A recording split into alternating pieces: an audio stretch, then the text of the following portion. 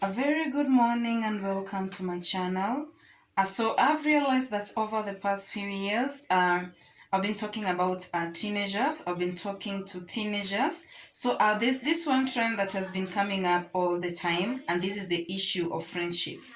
Now, whenever our teenagers have a problem with friendship, we as counselors and as parents and as teachers, we usually tend to tell them that they should be able to choose good friends, or they should be able to watch the company that they keep.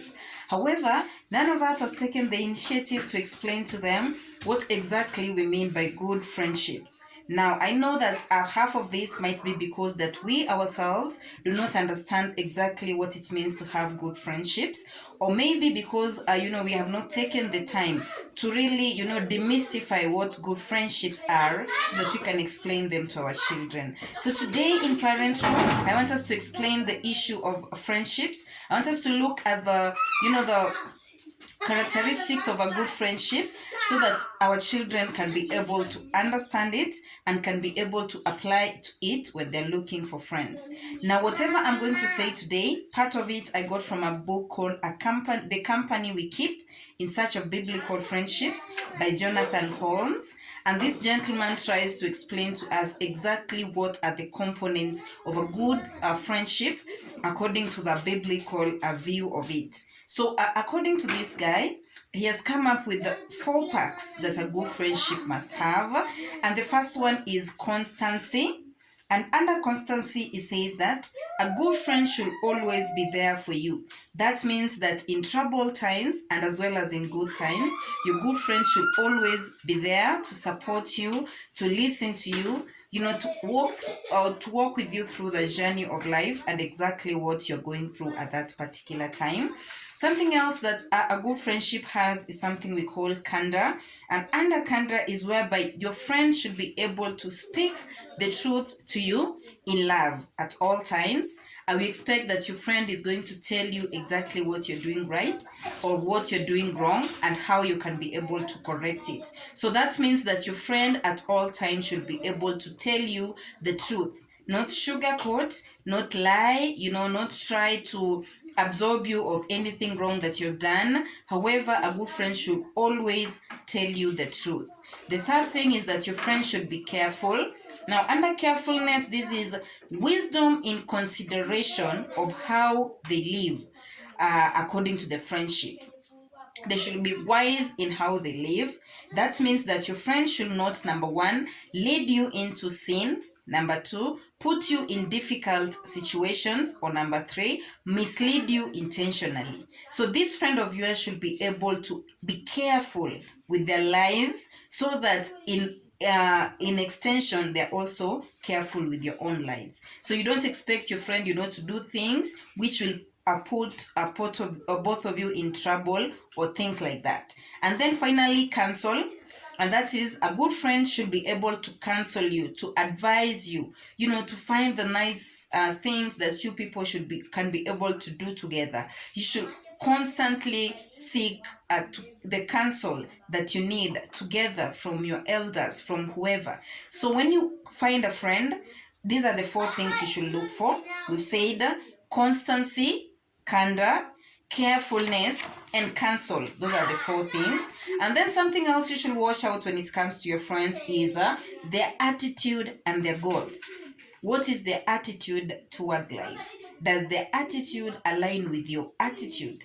Does their attitude speak life into your attitudes at that particular moment? What are their goals? What are they, what do they want to achieve? How are they expecting to achieve it? How are they working towards achieving their goals? So you find that we have some kinds of friends, especially in a school setting. You find that somebody wants to succeed, but they don't want to work hard.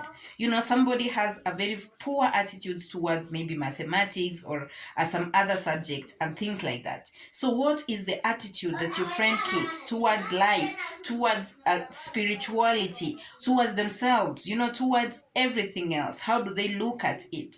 So you see that if the two of you are aligning in your attitudes and your goals, then it becomes easier for you to become friends. And then the second thing is conversation and context. how do they hold their conversation, and what are the contexts under which they hold their conversation. So under conversation, we have two things.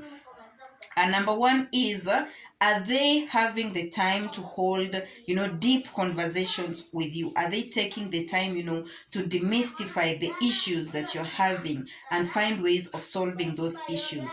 Or they're just, on the surface doing things that are, shared and common interests and all that. However, there's nothing wrong with that, but are they having the deep conversation, and what are the contexts under which they're having the deep conversations? Like when you look at high school students, sometimes they'll be having some very deep but very funny conversation. So someone is coming to you and telling you that, at this stage, if you've not had a boyfriend, it's not right, it's not fashionable, if you're not doing this, if you're not doing that, if you're not doing drugs, things like that. They're conversations, but what is the context under which they're having those conversations? Are they manipulative? Are they trying to, mislead you? Or are they things that can actually build you up and take you a step further in achieving your goals? And then we have caring confrontations. We've already spoken about that. That is under Kanda. We have caring confrontation. At the time when you've made a mistake, how do they confront you? What are the ways in which they confront you? Are they doing it in a loving manner, or are they doing it to pull you, down, to bring down your self-esteem, to make you doubt yourself? So how are they confronting you in cases where we have crisis, in cases where you've done a mistake, or in cases where you've done, something wrong? So a friend should be able to confront you, but at the same time do it in a very loving and caring way, so that they're able to build you up instead of tear you down. And then finally we have shared meals, shared moments at all times. What are the things that you do together? You can just get together, watch a movie, enjoy a nice conversation, play a game, do something, things that bond you and give you that base to talk about the issues that are affecting you. So what are the times that you share with your friend? Are you having the shared moments?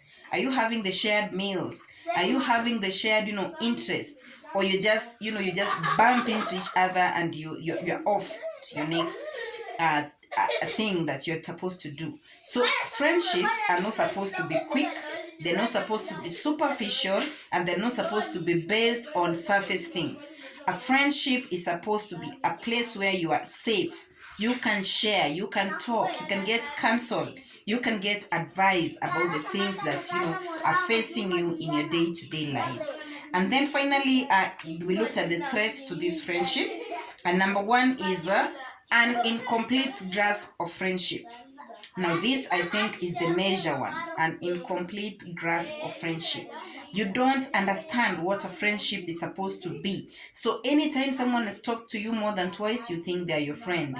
Anytime somebody has, you've done something together for a while, you start thinking that they're your friend. You do not understand exactly what friendships are, and that's why it's very difficult for you to come up with the friendships. And then something else are false expectations and personal sin. False expectation is whereby you expect your friend to be doing things for you that they are not able to do them. You get into them because you have this expectation. You see somebody who's doing well in school, and then you rush into being a friend with them, thinking that they're somehow going to pull your grades up. But you see, that's not a friendship. That is just like a partnership in doing something.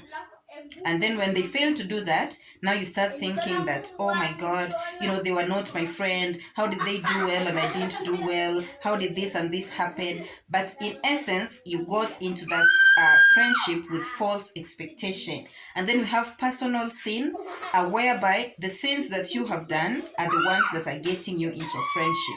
It is more of a trauma bond, you have a boyfriend and this girl has a boyfriend, and the two of you know it's wrong, so you decide to be friends so you can actually continue misleading each other into doing this thing. Or maybe, I don't know, you've done something and they have done something, and you've both been caught, and you're being talked to about this thing. So you feel that by being friends, you're going to reinforce each other or reinforce that emotion. And that's how you get into friendships. So next time you're getting a friend, please check on these things and make sure that the friendships that you're keeping are actually building you up and they're not as superficial. Thank you for listening to me. I hope we can speak more on this. But in the meantime, check the friends that you're keeping, check the kind of friendships that you're having, and make sure they're good friendships. And thank you for joining me on Parent Stream. Please don't forget to subscribe. I love you all. See you in the next video. Bye bye.